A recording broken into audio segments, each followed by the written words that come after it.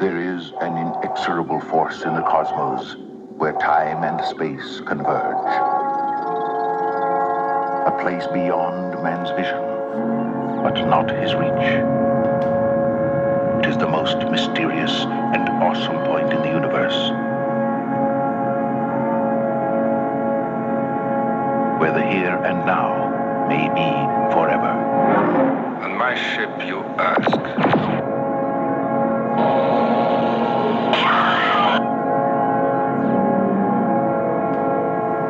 It is unavoidable, moving through space, swallowing everything in its path. Radio waves, light, Are you programmed to speak? even planets and stars.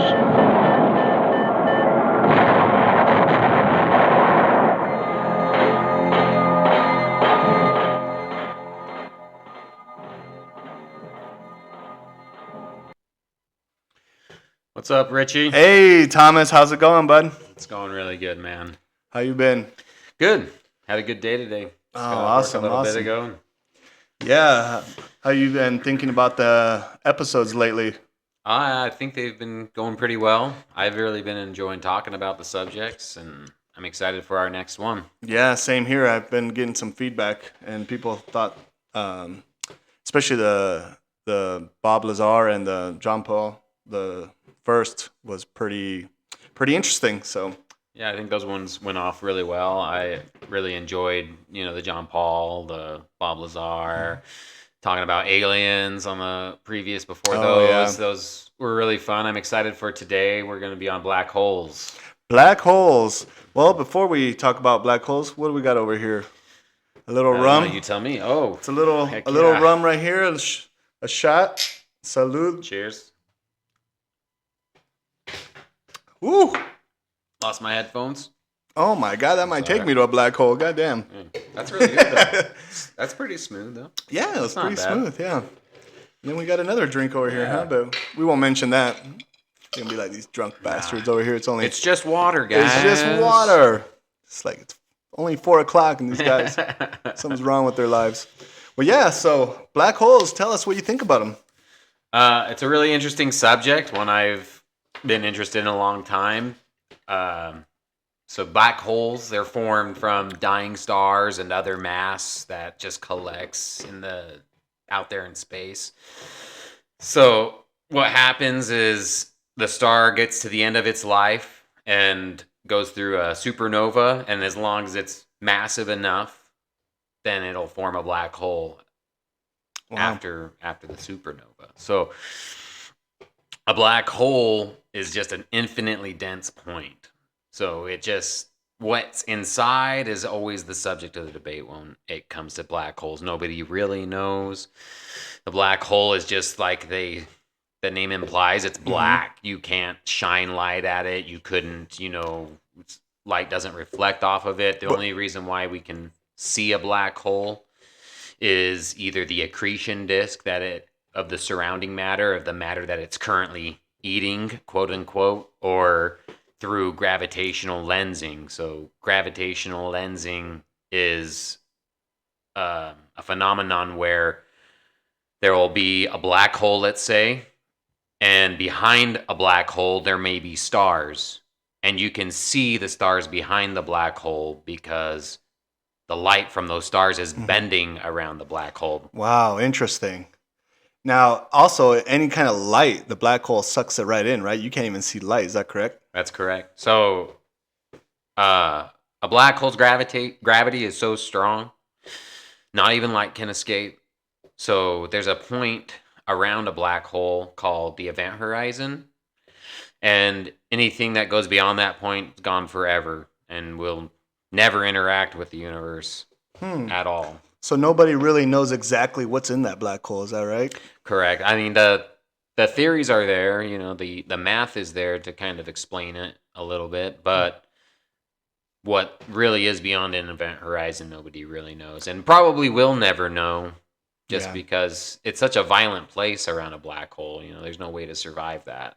I heard this interesting thing that Albert Einstein's, not Einstein's, Einstein, he's the one that actually came up with the black hole, and all his theories about the black hole wasn't proven because back then they didn't have like the technology, so they had to just take his word for it. Yeah. And about 40 years later, somewhat like that, they proved that he was right this whole time. Yeah, I think I was just reading something like I don't know if it was the early 70s or maybe a little before that. They finally like observed the first black hole. There's just several researchers that independently in 71, I think it was 1971, confirmed there was that they were able to see it. Wow. It was the first black hole was known as Cygnus X1, identified by several researchers independently in 1971. So Interesting. it's been a while, but relatively recent in terms of recorded history. And what exactly is a Uh-huh. stellar black hole? I've heard of a stellar black hole. Do you know anything about stellar black holes? A stellar black hole, if I'm not mistaken, because there are different types of stellar black Yes. holes, or different types of black holes. Let's see. Because they're Let me just make sure I'm yeah, not just sure. giving you the wrong answer here. because I know they're the most common. That's all I really Right. know. That they're the most common black holes Yeah. out there. So the black hole, a stellar black hole is just from a star, like a single star, might collapse into a black hole. So like our sun won't become a black hole just because it's not massive enough. It'll be like a white dwarf or something okay. like that after its supernova, and that won't be for like 5 billion years, something like that. Mhm. So you have to have something like, I'm not sure how many times our solar mass to actually get a black hole. Okay. So like the gas giants that we have in our solar system, like Jupiter, you need like 75 more Jupiters to create a star, but Jupiter's kind of like what they would call a failed star. Yeah. So our sun's going to be a failed black hole. It's going to be a white dwarf. So Also very dense object, but would a black hole be able to suck in a star? Something as big as the sun? would a black hole be able to? Yeah. Yeah, absolutely. And it does that currently. So we have at the center of our galaxy is a supermassive black hole. So the supermassive black holes are the big boys, the big giant black holes that we see almost in every single galaxy has one at the center of its where the vortice of a galaxy is at the center of that black hole. So they took a picture of it. They were able to get, using like 8 different telescopes around the planet, looking at it simultaneously, they were able to create the first image of the black hole that we have at the center of our galaxy. Yeah. Wow. And it was something around like 80 billion of our suns or something like that. Let me see. Isn't that crazy? Yeah. I know it's huge. the nearest black hole to Earth, that would be devastating, obviously, because can you imagine a black hole next to Earth? The It damage. would totally destroy us. It would just man. totally destroy us. It would just destroy the solar system. And honestly, if it didn't destroy the solar system, it would totally disrupt it. Where life on our planet would be. well, there would be no life. no life. Yeah. But I feel like we would never know. We would be just sucked right in there. That we would just be living our everyday lives, and all of a sudden, gone. Yeah, I guess it depends on how close it was. We would probably notice something's happening. You think there's effects? Like you'd be like, oh, okay, here in a couple hours, this black hole's gonna suck. Like, what would be the notices that a black hole would give out? Would it get cold? It might get cold if it's pulling us away from our star. Mm-hmm. It could be. It could, if like a black hole came in and hit our star, it would definitely get cold. But there's a lot of there's probably things Well, I it'd just freeze, haven't even right? thought about. Yeah, Yeah, it's a But lot of- I think it would be. We probably wouldn't notice it right away, but because it takes like 8 minutes for light to reach us from the sun. Right. Yeah. So like if the sun itself were to disappear, we wouldn't know it for 8 minutes. oh yeah, I never thought about that. That's crazy. Yeah. Yeah. And it's the same for gravity too. So if something like a black hole were to enter our solar system, it would take that time for us to notice it. I've always thought, when I think about black holes, I've always thought they were like portals that no one can even get into. That's a possibility. Yeah. Yeah. Like some people think that it's to other universes. It could be like they're big bangs that are happening. We think like there's a theory that our universe started from the black hole of another universe, and that's what the Big Bang is. Wow. Yeah, 'cause Space. It's like sucking space in and spewing it out the other somewhere else. I can't even imagine how many stars are dying to have billions of black holes out there. Because I believe for every what was it, like every solar system there is out there, there is a black hole, right? Or every galaxy. Every galaxy, yeah. And there's billions of galaxies. And there's billions of galaxies. So there's billions of black holes. And again, like we were talking about, there's more than just, stellar black holes and supermassive black holes. There's the rogue black holes that we don't even see because there's nothing, they're not currently eating. So an accretion disk is from the material around a black hole, and that's one way you can see it. And other black holes, the only way to see them if they're not currently eating is through gravitational lensing. Like I said, you would have to be able to see it bending the light somewhere. They've seen them. They'll be looking out into space, and they'll see the light coming towards them is being blurred. Or they like, what is that? What it is a black hole bending light. Is it bending light or is it slowing time? That's what I always think about, because they say once you're in a black hole, the time differential is way different than what our time perspective would be.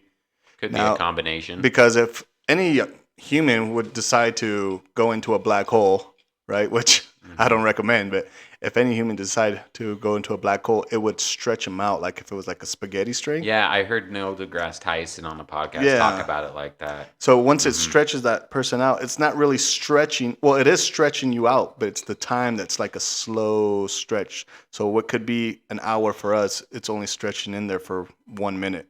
It's like slow torture. Yeah, and how we would be perceiving it might be quicker. Than how somebody outside of the black hole would be perceiving it. Yeah. Because I've heard that if you were to pass the event horizon of a black hole, people observing would see you still. Yeah. Almost like you're frozen, but you've already fallen in. You're already fallen in. Yeah. That's the time that I'm sure there's a word for it, but I'm not smart enough to say. But I'm sure it works the same way for photons as it works for other matter.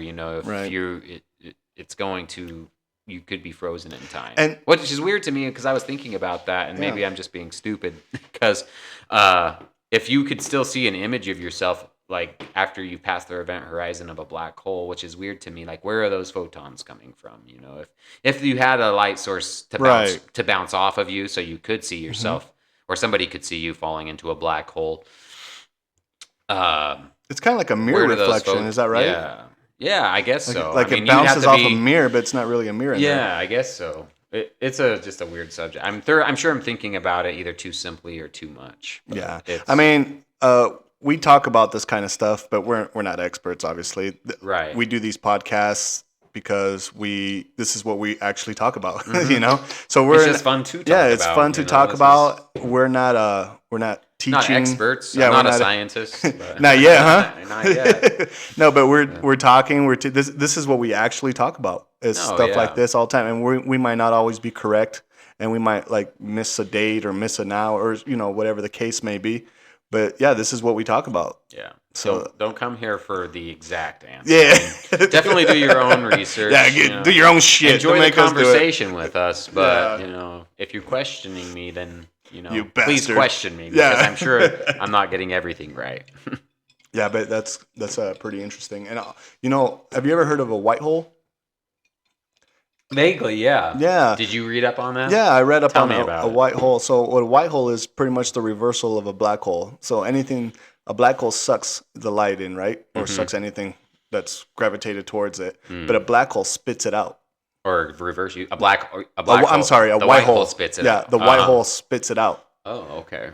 So that's why I always consider it being some kind of a portal, because if you can go in and you come out the other way, where is it spitting it out? So is it the mathematics allow for a white hole? But I don't know. Have we ever observed it? I have not seen anyone. I don't think I've heard of them being observed, but I think you're right. I've heard of them. I think it's the mathematics allow for it, and like before black holes were observed and before they were theorized because the mathematics that Einstein introduced allowed for them. Yeah. So it's probably entirely possible that they're out there somewhere. I believe, because if something's sucking in, it has to suck out. It has to go somewhere. They do. Yeah. Have you heard of Hawking radiation? No. Okay, so Hawking radiation comes from a thing called, I think they're called quasars. Okay. So that, and I would have to look that up, make sure I'm not thinking of some other cosmic thing that's called a quasar. But I think what a black hole actually does emit stuff as well. I mean, we talk about how much like nothing can escape from a black hole, but there is something called Hawking radiation that a black hole emits. Wow. So that's weird, and I don't know. I think it's a very like it can destroy a solar system, like this beam that comes out of a black hole. Let me see if I can wonder pull if up there's- an image and show you. Because I know there's a variety of different black holes, but when I think about a black hole, I wonder if there's some that are more powerful than others. And if there is, let's say the most powerful black hole out there, what are the damages that it can cause to this universe? Have you ever thought about that?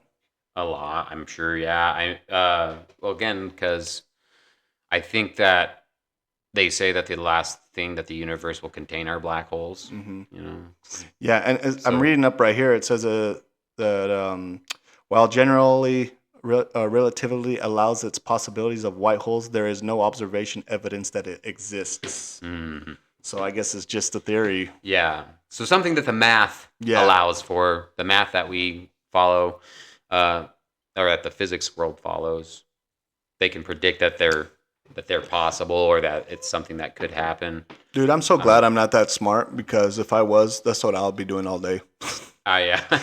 Trying to figure out equations of black holes. I'm sure the people that do that are having a great time. I bet you have to like absolutely love it to just think about it 24/7. I really enjoy thinking about it, even though I know that there's concepts I'll never fully grasp about it, but have you ever thought of maybe doing something like that? Maybe, I mean, you're still a young guy. You're a very intelligent person. You ever thought about going back to school? And I've thought about going back to school for something like that. I've never done great in school, so it's like it's intimidating to try to think about. Oh man, could I be a physicist one day? It's like that's a very you don't know if you don't try, right, Thomas? You're right. So one day maybe. Yeah, because never say never. Never say never. Because me personally, I went back to school, and I start here next week, and I'm trying to major in history. And it's very intimidating to. Yeah. It's not even exciting. It's like scary, because first of all, you don't want to be the old ass fart right there, being like, oh yeah, there's an old man in the classroom. Yeah. But if you really think about it, there's a lot of people that graduate. Yeah. At a later on in life. Yeah. I think what I need to not do is look at it as it being a potential waste of time if I don't pass or something like that. Right. Which I think even in that regard, you get valuable experience through failure. Yeah. You learn what I could do differently or how I could approach something differently.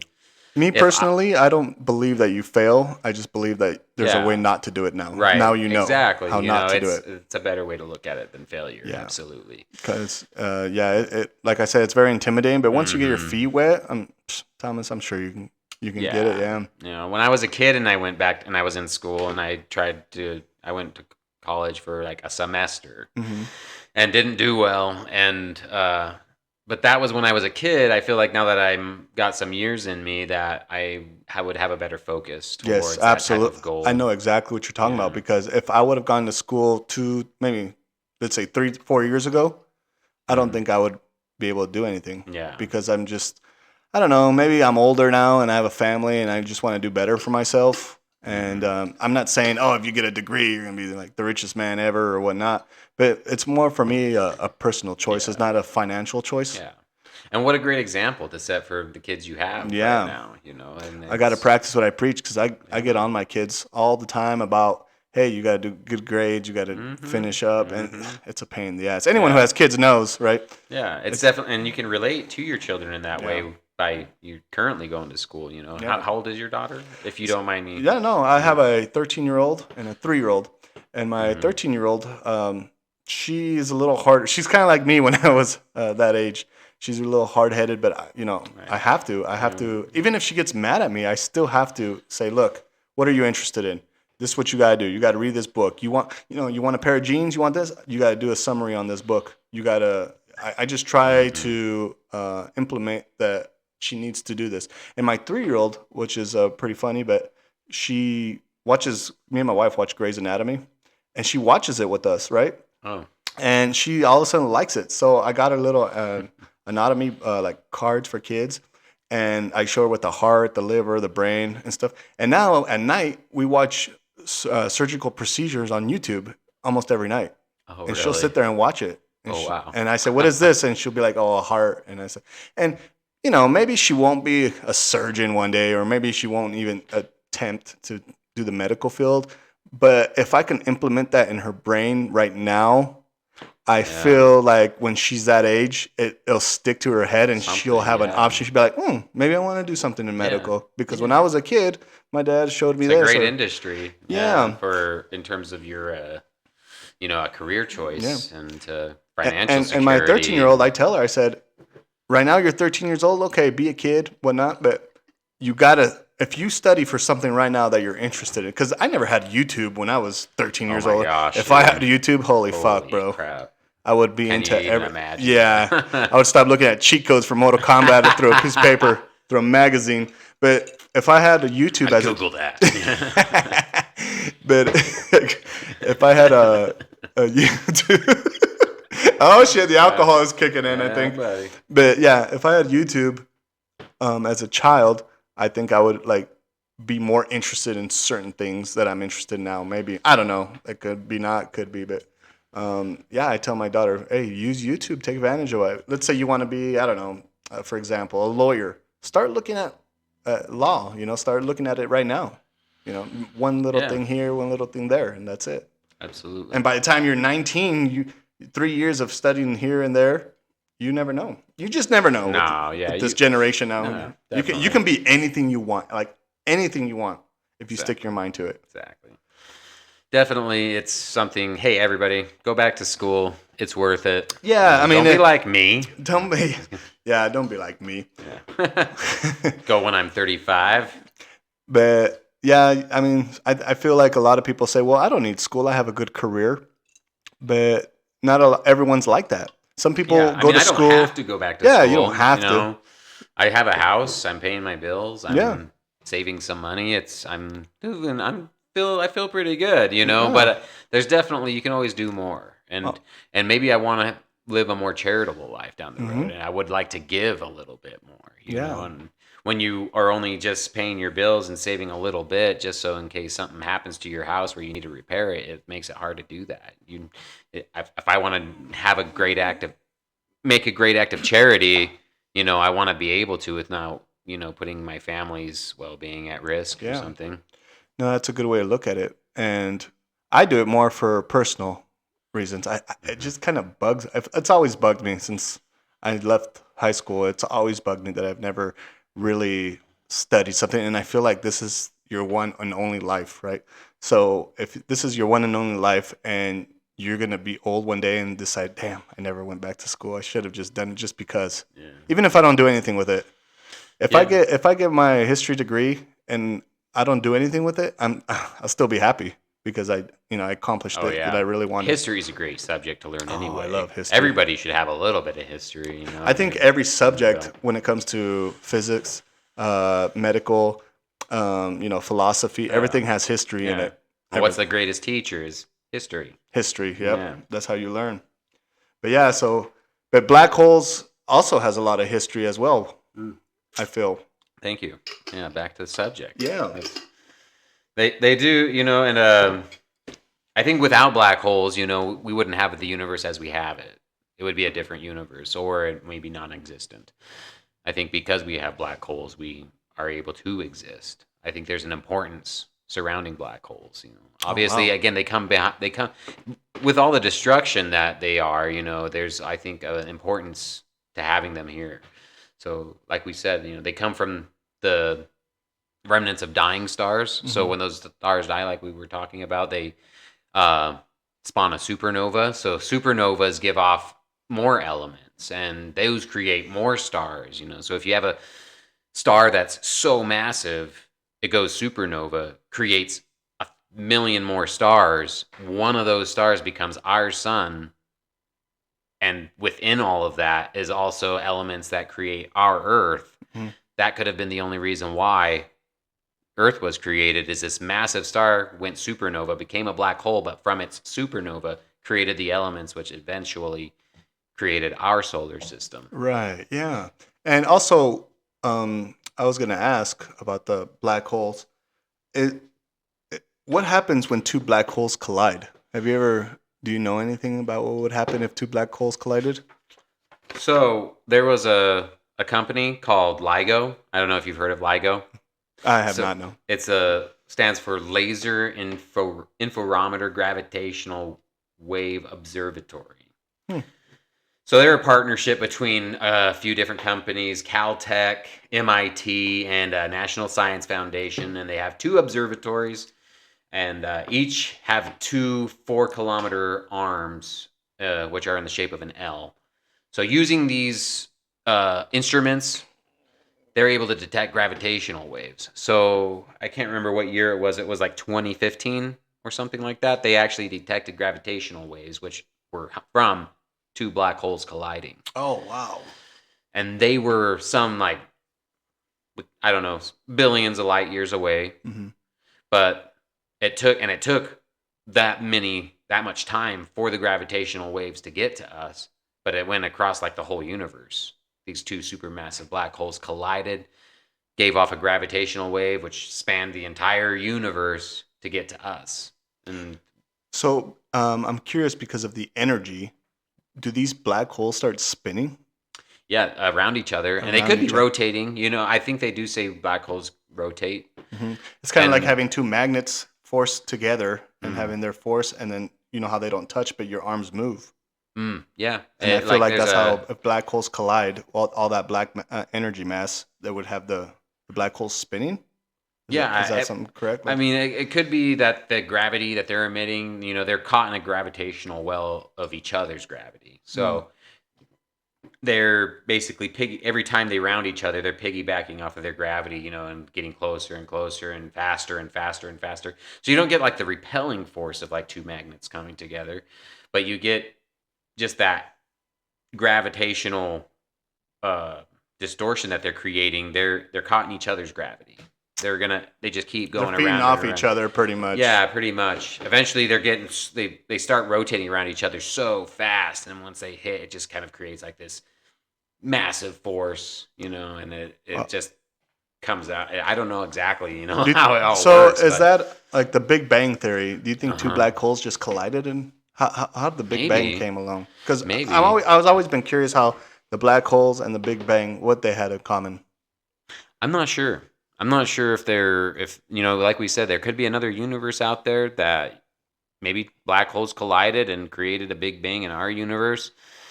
They say that the universe started as a single point, very hot, very dense, and something just happened. Yeah.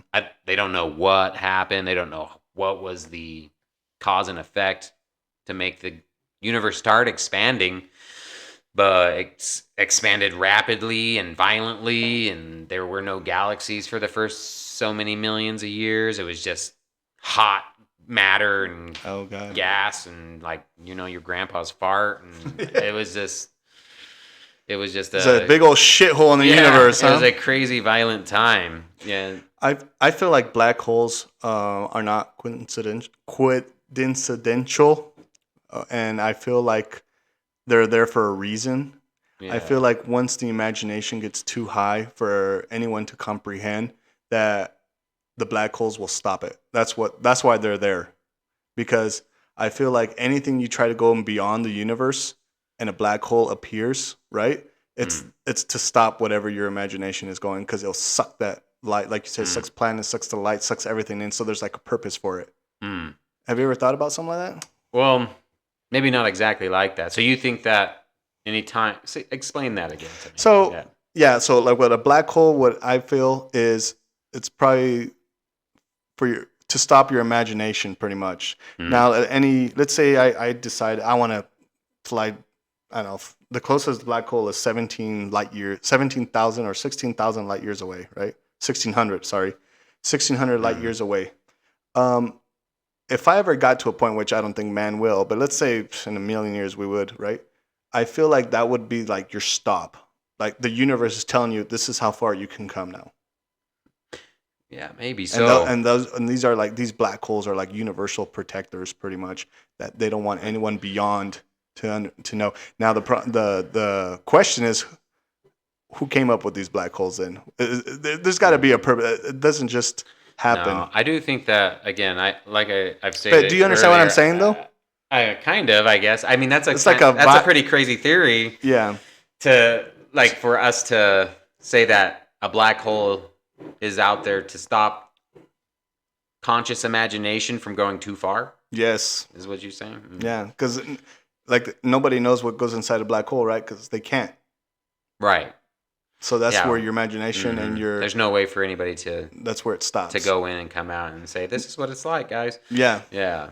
No, I see what and you're that's saying. And that's like maybe a portal block. Like, no, maybe. This is where you belong. This is your universe. Yeah, this is like a new... And maybe you're in a new universe, at that point. And there's no way for you to go back and tell everybody. Yeah. You can't tell anybody. Yeah. But I always felt that things in the universe are there for a purpose. Definitely. I think I agree with that. What that purpose is a subject of debate. Yeah. But I do think that everything's there for a purpose. Against black holes, I don't think without them that we would exist. I don't think that without, the moon, we wouldn't exist. Oh yeah, we need that. Yeah. It's not coincidence that we're that close. And it took billions of years too. Yeah. Right? Yeah. I wonder if any kind of civilization tried to start, but since the moon wasn't close enough, or maybe the Earth's, how the spin, because there's a certain way the Earth has to spin. If the Earth is spinning and it stops for 3 seconds, you'd have the ocean in the universe. Yeah. Because it would be covering the continents. It would be covering the continents, but you'd also have the H2O outside our orbit. Mm-hmm. Because of if this world pauses for 1 second, like you wouldn't even know it. Everyone would just be destroyed. Yeah.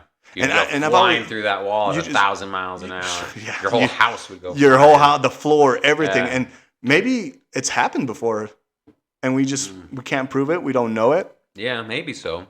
Maybe that's how. Did you hear about recently that there's like a that the Earth's core is trying to flip or something, or like or the magnetic poles are trying to flip or something like that? That would be insane. Yeah, I hear that that's like happening right now. Wow.